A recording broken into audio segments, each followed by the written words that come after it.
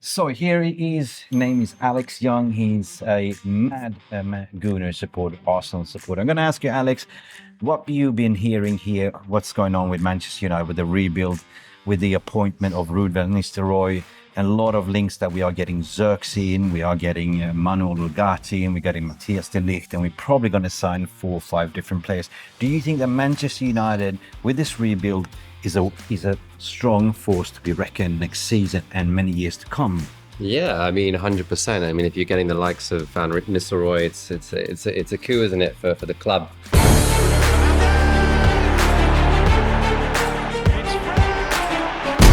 Has the Premier League ever been more challenging? Right, wel. I feel welcome. Dit is mijn home and I want to achieve success. Okay? Radio then, good morning everyone on this day of recording. This is Tuesday. This is Mick Ruby from Mufc Realist TV. That means it is the transfer talk. Something that I really love to do. I love the transfer window, especially now when we're moving fast in the window. 1st of July is passed. I mean, the new PSR rules, the new financial year, means that Manchester United will have a lot of money to spend now. You know, we all seen it. Matthijs de Ligt seems to be edging closer. There is Manchester United are acquiring 2 centre-backs, and this is a deal by itself. Matthijs de Ligt is almost 90% set for Manchester United. Florian Plettenberg came out to say, I understand it's almost done deal. Player has agreed a 5-year term contract with Manchester United, agreeing to lower down his wage bill in order to something around 175 to 200k British pound per week. Now, this is what I see will be an easy deal to do because, you know what, Matthijs de Ligt is not really wanted by Bayern. Bayern wants a quick resolution and move on. You know how Bayern moves? They move like Jagger in a way.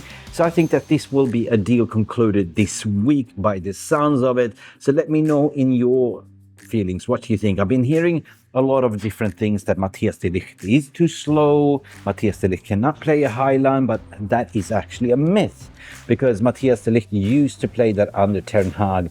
He had a good season at Juventus. He was sold to Bayern. And the reason why he flopped at Bayern, because the person that brought him in was actually Nagelsmann, and Nagelsmann was actually sacked. And then they brought in Thomas Tuchel, the TT, that preferred to play Eric Dyer in that system instead. So could the existing establishment get the best out of Matthijs de Ligt? 24 years of age. He's not slow, actually.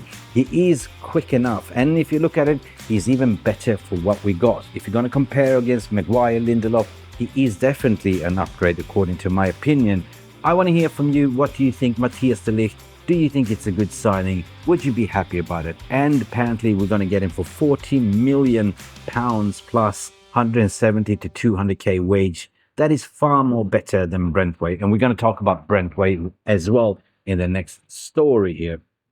Okay, regarding Branthwaite, that is coming out from Strategy News, my colleagues, Dale O'Donnell and my team here, this written a brilliant article that came out today, just broke a couple of hours ago. The United PL rivals join the pursuit of one of Ten Hag's priority targets. They can meet his asking price. Now, you instantly wonder, hang on, Mick, are you telling me we've been chasing Everton for Branthwaite? We've been haggling about the price. We refused to pay 75 million, and Branthwaite wants 145. Branthwaite has agreed personal terms and want to come to Manchester United.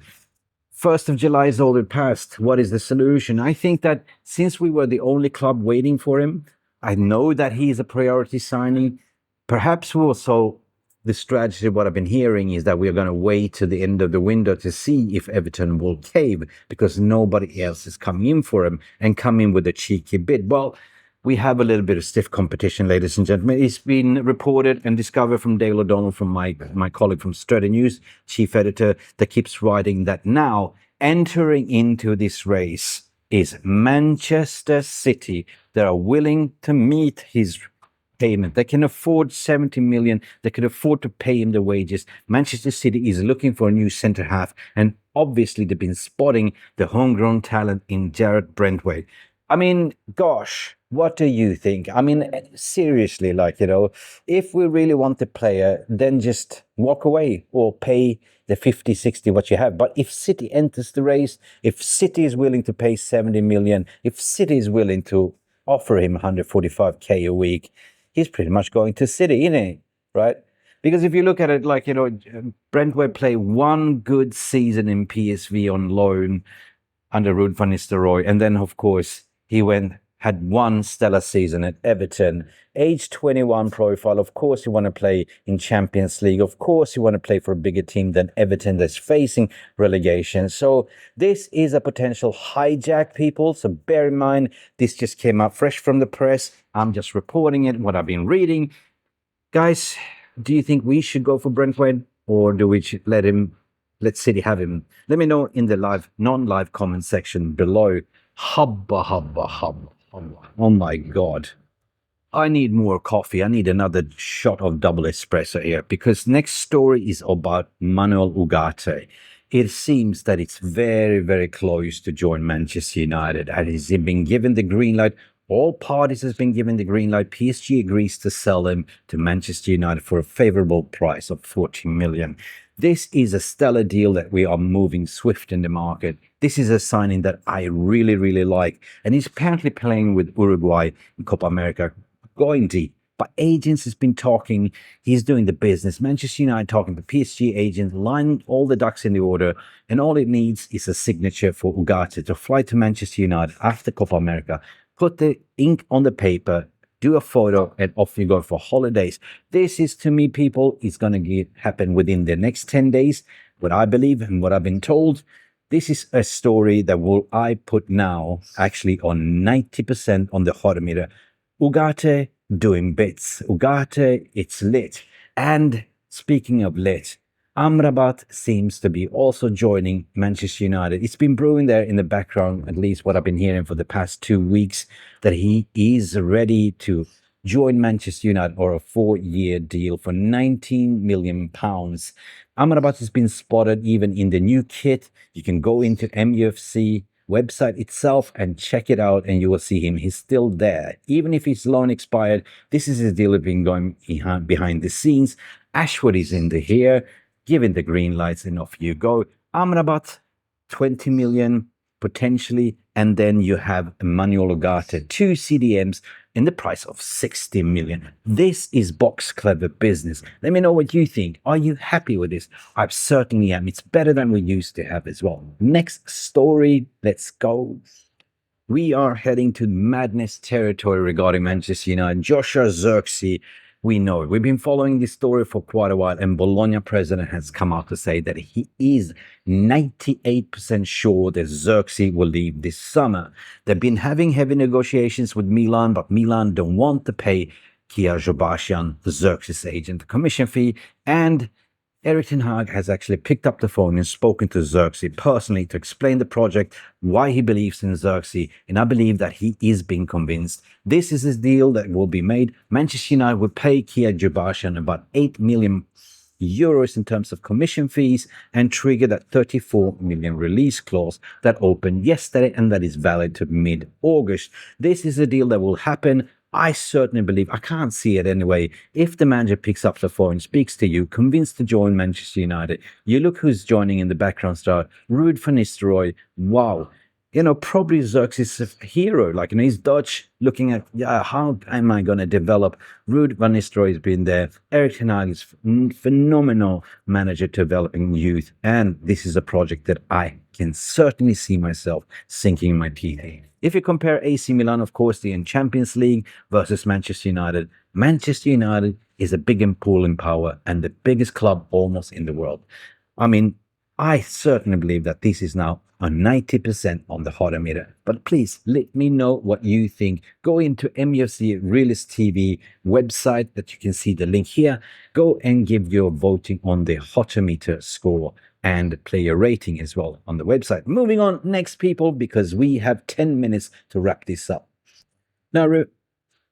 Now, remember, people, we cannot only do ins, we also got to talk about the outs, because outs is very important because of PSR and profit and sustainability in FFP.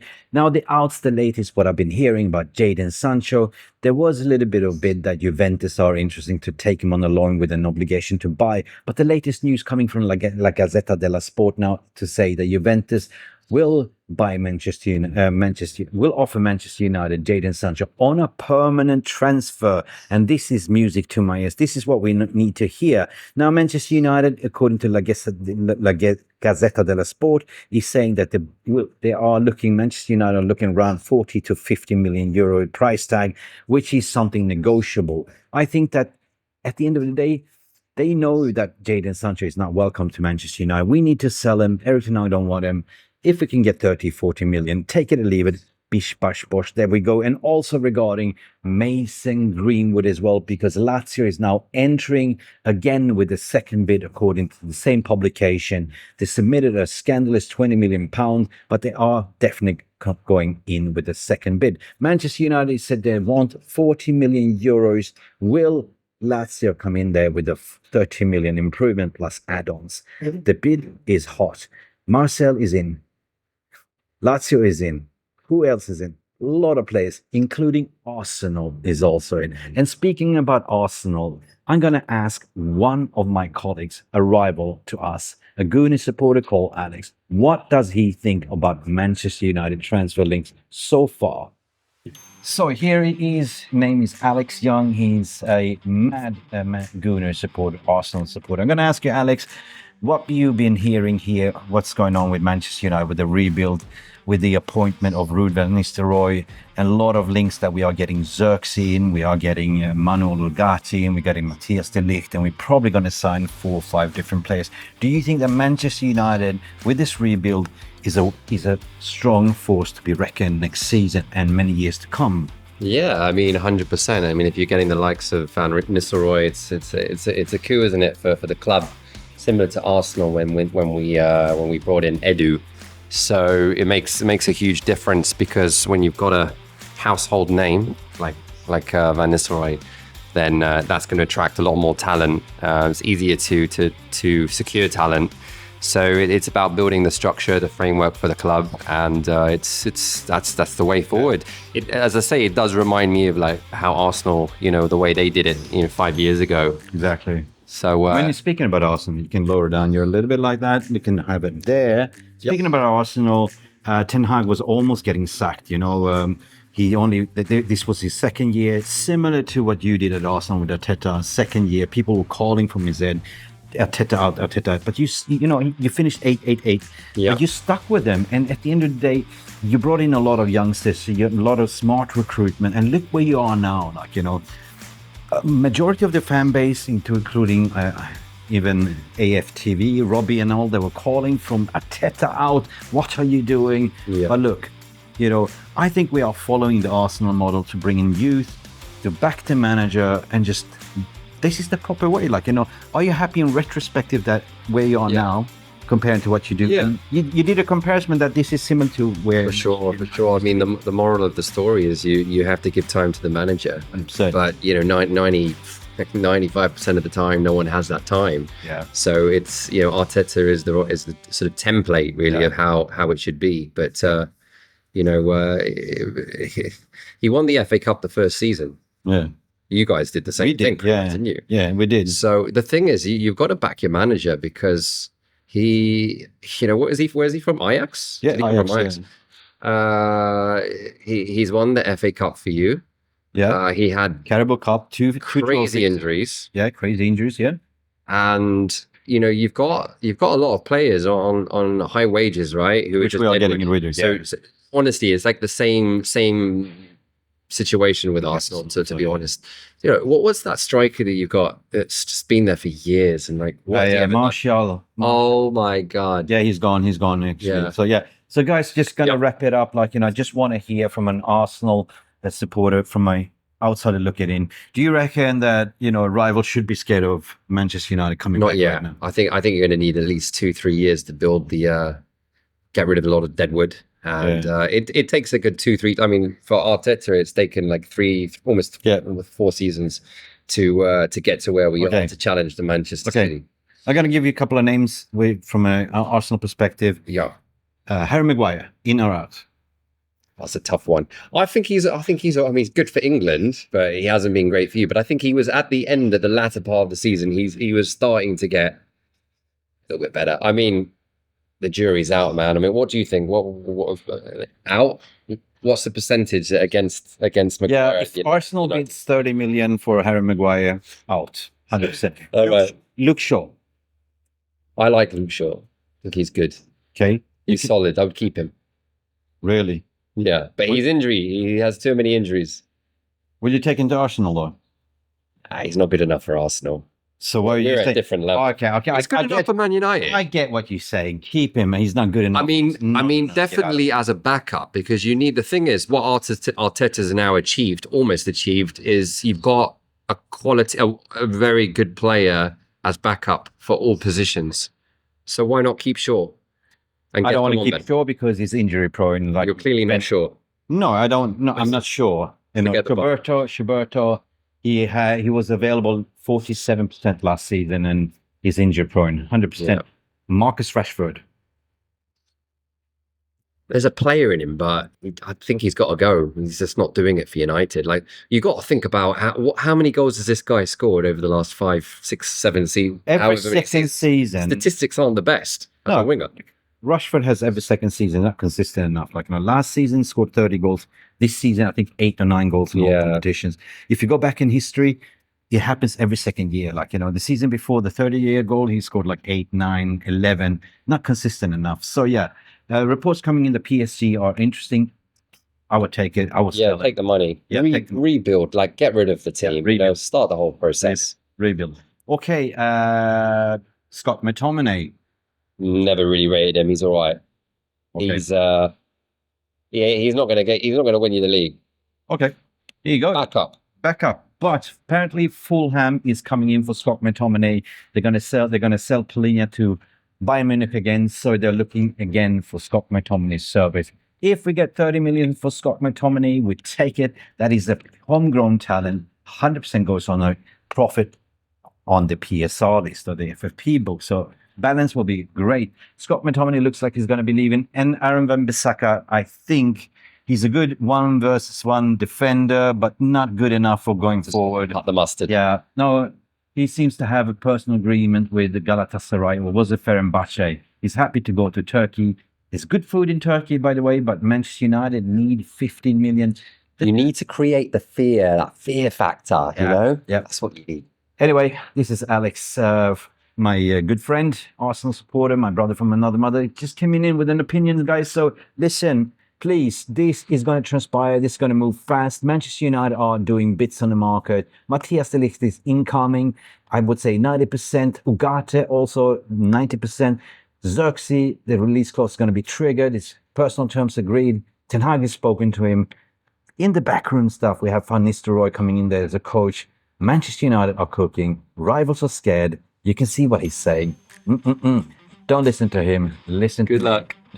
Please don't forget to like and subscribe to this channel. You know what to do, and we should see you to the next video or live stream. Hit that notification button so you never miss when we go live. If you haven't subscribed, please do so. We try to be here for you for the entire transfer window to give you the updates, what's going on. God knows what will happen. There might be some breaking news coming out, but if it is any breaking news coming later on, we'll be there for you. Report live. Been Mick Ruby here from Mufc Realist TV with my brother from another mother, Alex Young. Guys, see you till next time. Glory, glory, Manchester United. And remember, peace, love, and go bananas. Bye for now. Ciao. Thank you so much for stopping by and watching Mufc Realist TV. Don't forget to like and subscribe and follow us on the socials.